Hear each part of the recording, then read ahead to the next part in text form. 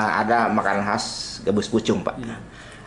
Kita ketahui ikan gabus ini katanya ikan rawa. Betul. Ada nggak pemberdayaan atau bagaimana supaya ikan gabus ini tetap stoknya tersedia untuk konsumsi masyarakat Bekasi, dalam hal ini pengusaha gabus pucung, Pak? Iya. Bagaimana, Pak, langkahnya, Pak? Iya, jadi kita juga lagi tahun ini kita mengembangkan 2 titik untuk pengembangan gabus. Dan di kita sudah ada kelompok atau pusat pelatihan gabus di Babelan di Saudara Muhadi, dan dia sudah berhasil membibitkan benih gabus. Nah, jadi teman-teman yang membesarkan itu beli bibit di sana, kemudian dipelihara di kolam karpet gabus itu. Kolam karpet? Kolam karpet, ya kolam tapi dari karpet. Nah, ini gabus ini memang umurnya agak lama, 7 bulan sampai dia siap jual. Ya kan, dan harganya juga lumayan karena sekilo sampai 45.000, kadang-kadang 60.000 kan. Berarti 1 kilo itu ada berapa ekor? 2 ekor 1 kilo itu. Nah, karena potensinya yang bagus dan harganya yang mahal, gabus ini banyak kelebihannya, Pak. Pertama, kalau dia dipelihara secara massal, dia hasilnya juga menguntungkan banyak. Kenapa menguntungkan banyak? Kalau ikan lele, ikan gurame dipelihara tambah besar, harganya bukan tambah naik, tambah turun. Tapi kalau gabus semakin besar, semakin mahal harganya. Sekilo 1 ekor tetap aja harganya 70.000 atau 50.000. Iya kan? Iya. Kalau dia mau 9 bulan, dia mau setahun, tetap. Karena orang makan gabus makin besar semakin asik kan, gitu kan. Iya. Yang kedua, teman-teman kelompok ini sedang mencoba buat pilet daging gabus. Kemudian ada gepuk daging gabus lagi dicoba. Dan memang gabusnya sekarang masih tangkapan liar. Tapi kita coba untuk dibudidayakan. Dimakan, kasih makan dengan pelet juga. Iya. Cuman itu sabar atau tidak, karena itu lama waktunya, 6 bulan atau 7 bulan. Ikan gabus dikasih pelet, Pak? Iya, gabus kasih pelet. Bukan ikan gabus itu ikan kanibal, Pak? Enggak. Gabus itu kebetulan saya sudah coba nih, Pak, di rumah. Piara gabus di dalam ember. Iya. Setiap hari saya kasih makan. Jadi gabus itu karakternya harus kita ketahui banget. Gabus itu kalau dari liar tidak bisa disatukan dengan gabus-gabus tangkapan liar lain. Mereka berantem. Kenapa mereka berantem? Karena mereka punya koloni wilayah kekuasaan. Jadi kalau misalnya kita punya ruangan ini, ada orang masuk, berantem. Premannya gue, iya begitu. Gue ke kepala kamar nih. Iya, gitu. Itu ibaratnya. Jadi yang harusnya tersatu mati, 3 mati dimakan kanibal. Iya. Kalau di dalam satu pembenihan gabus itu bareng-bareng dimasukkan ke dalam satu empang atau lele karpet, itu mereka enggak. Cuman alamnya nanti dikasih eceng gondok, dikasih batang pisang ya, supaya mereka bisa tuh. Nah, makanan itu tetap pelet karena mereka dari lahir, dari kecil sudah pelet. Gitu. Berarti kan gabus tadi atau dan lele itu tadi bisa di ember gitu, Pak, ya, di tong. Bisa. Yang saat ini dikembangkan di tong, Pak, ya. Iya. Bisa saya itu ya. Saya lagi coba. Saya coba 40 ekor. Alhamdulillah ya jalan. Masalahnya kan dia ini ikan gabus ini pelompat indah, Pak. Jadi kalau lihat gemericik sedikit air dia lompat.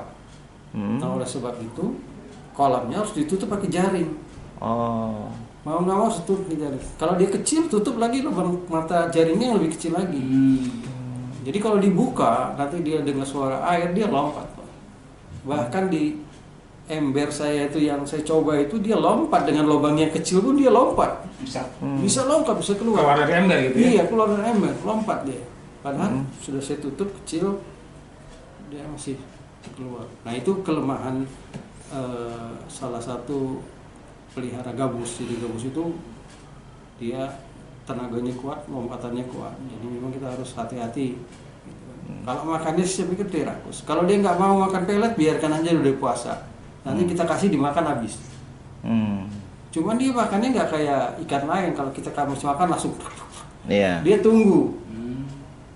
Kita kasih makan, nggak dimakan sama dia, Pak. Dicuekin, betul. Ntar 10 menit, 15 kita nggak ada di habis. dia memang begitu sifatnya Pak. Malu-malu kucing Pak ya? Iya. Gitu. Gabus. Jadi kalau misalnya gabus itu satu makan, semua makan Pak. Dia begitu Pak komandonya. Satu nggak makan tumbuh-tumbuhan. Siapa nih yang dulu ini? Gitu. Makan baru dia makan semua. Dan itu nunggu kita pergi dulu kali gitu, yang ngasih Ya, makan. Enggak juga sih, Enggak kalau kita juga. mau lihat dia mantengin itu nanti dapat. Memang dia berpikir gue racunin enggak nih. Gabus ini tadi Bapak uraikan bahwa ternyata termasuk binatang yang bisa ikan yang bisa kita budidayakan Pak ya. Bagaimana dari pemasarannya Pak?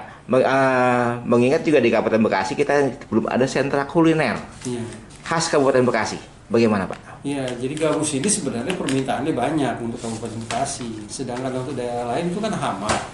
Ya, di kita nggak makanan. Nah itu kelebihannya. Makanya peluang untuk usaha gabus itu di kita tinggi karena permintaan yang tinggi. Sementara gabus-gabus itu datangnya dari daerah lain. Ya kan yang sifatnya juga alam. Diambil dari alam karena itu apa. Nah kalau kita pelihara secara budidaya, ikan gabus di kita kalau budidaya itu sangat menguntungkan. Menguntungkannya kenapa? Kalau diambil dari alam pada saat musim hujan, itu sulit dicari gabus. Karena dia nggak bisa kita tangkap ataupun ditangkap sedikit, maka harganya mahal. Ketika musim penghujan tuh ya? Sampai harganya 90.000, bahkan tembus 100.000. Tapi kalau dibudidayakan kapan kita mau jual? Siap. Oleh sebab itu pembudidaya kita sekarang itu mulai melihat peluang ini, pengaturan waktu penjualan. Jadi siklusnya kita atur. Kalau kita mau jual umur 8 bulan berarti dari bulan 1 kita piaranya. Nanti pas 8 bulan, pas datang musim hujan, di pasar harga tinggi, barang nggak ada, kita keluar. Untung gitu.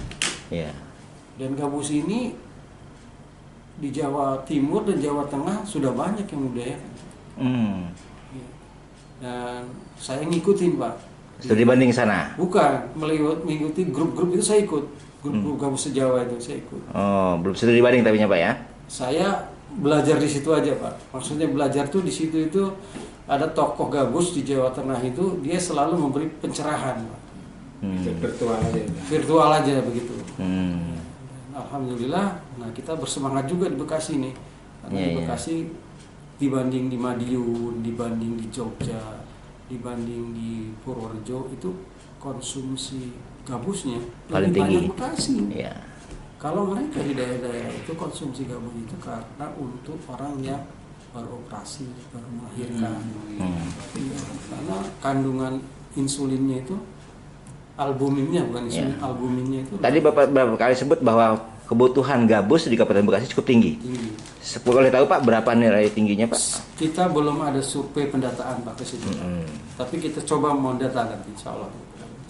Terakhir Pak, tadi Bapak sebutkan pemasok gabus untuk Kabupaten Bekasi daerah lain. Bisa disebutkan daerah mana saja Pak? Ada dari Lampung, dari Palembang ada, dan dari Priangan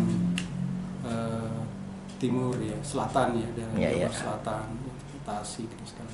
Dikirim ke Bekasi, padahal Bekasi sudah kenal karena gabusnya, tapi sekarang udah mulai itu berarti ya. Di Bekasi kita kan gabus sudah secara alam sudah berkurang Pak.